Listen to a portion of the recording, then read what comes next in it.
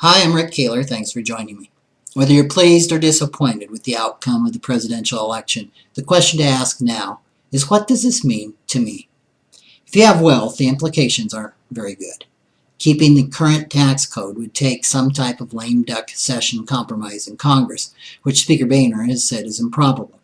It's wise to expect a reversion to the old tax code on January 1st, 1913. This means higher taxes on income, capital gains, and dividends. Even if Congress makes some changes, they will probably not include lowering taxes for the rich. This is the first presidential election that I can remember where both candidates promised they would not cut taxes on the rich, defined by the current administration as individuals with an adjusted gross income of over $200,000 and couples with over $250,000. Now, if you're a small business person with retained earnings held in a C corporation, you need to move now to take dividends in 2012 so that you can pay the 15% tax on dividends. Waiting until next year may mean you pay up to triple that amount. And this is based on comments made by the president. You also need to consider accelerating profit taking into 2012 to take advantage again of the 15% capital gain tax rate. This rate is sure to increase in 2013 and could possibly double.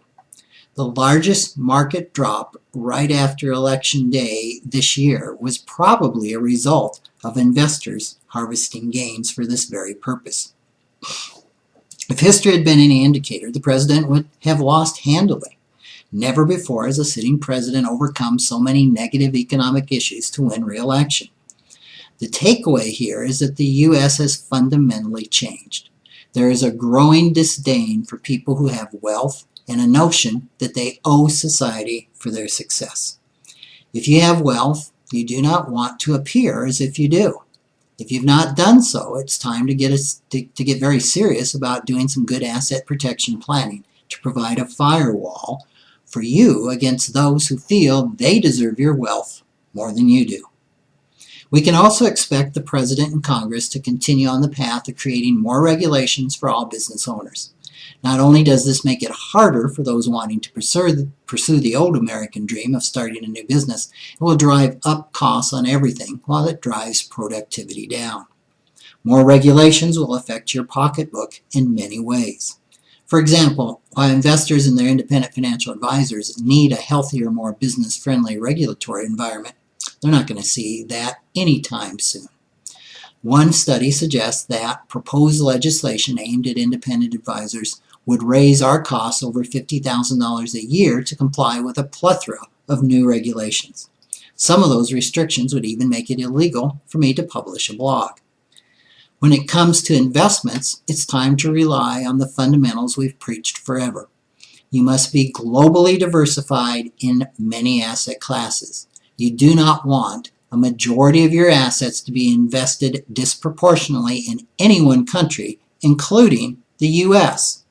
If more than half of your assets are in U.S. securities, you need to consider better diversification sooner rather than later. This election makes it very clear that our movement toward a more government-controlled economy will not abate anytime soon.